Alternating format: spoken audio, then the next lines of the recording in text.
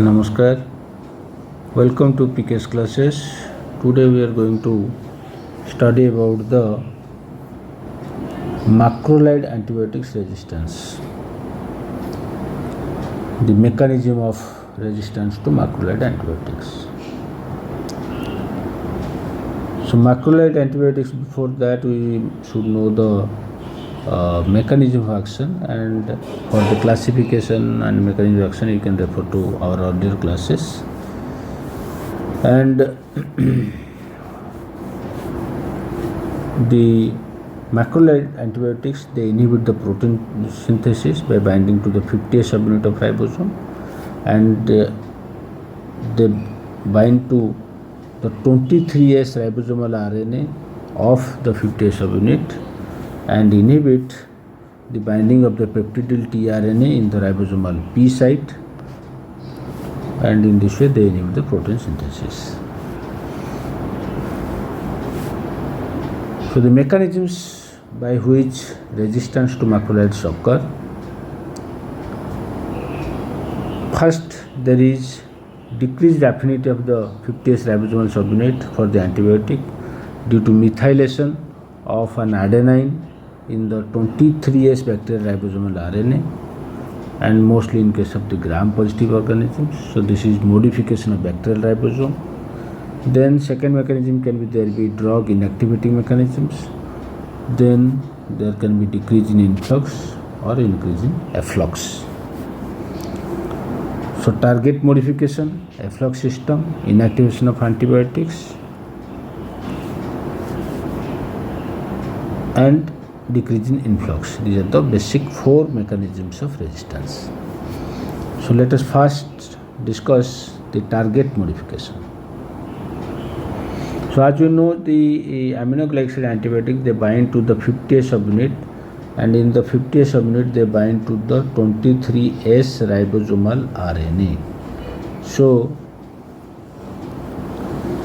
the bacteria has one methylase encoding gene, and because of which that methylates this 23S ribosomal RNA, so the ribosome is altered, the 50S subunit is altered, and the binding of erythromycin or other aminoglycosides with the 50S subunit is inhibited, or the aminoglycoside is now not able to bind to the 50S subunit.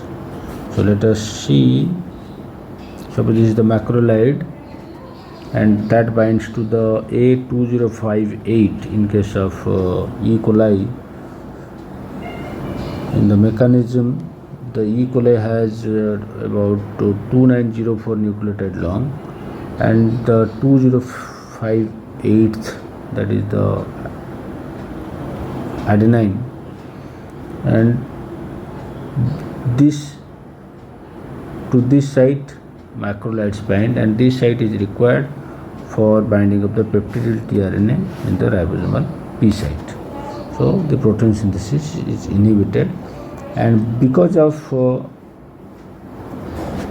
methylase, there will be methylation of this 23S ribosomal RNA, and the aminoglycoside now cannot bind.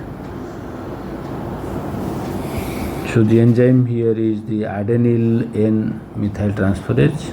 So the adenine is, there will be N-methyl adenine followed by another methylation NN dimethyl adenine, and that because of that there will be no binding of the macrolide with the macrolide binding site in the 50S ribosome.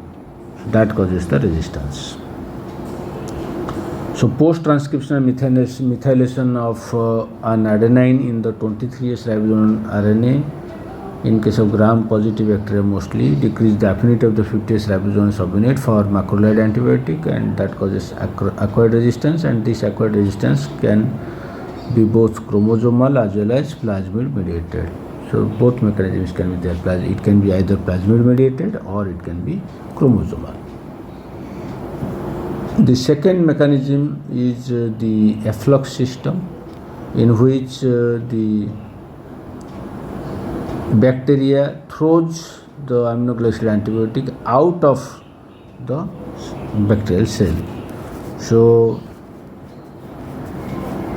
that one is done by the ATP dependent efflux pump, and these ATP dependent efflux pumps are of ATP binding cassette subfamily, ABC subfamily, and two families are mainly there: MEF, this macrolide efflux family, and MSR family.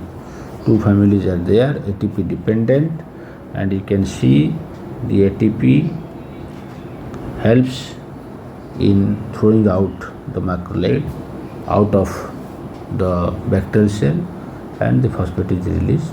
ATP is converted to ADP. So that causes the resistance. So this is the MSRA, the efflux pump that causes efflux of the macrolide antibiotic out of the bacterial cell. Then the third mechanism is the modification of the macrolide molecule by drug inactivating enzymes. So the macrolide antibiotics are inactivated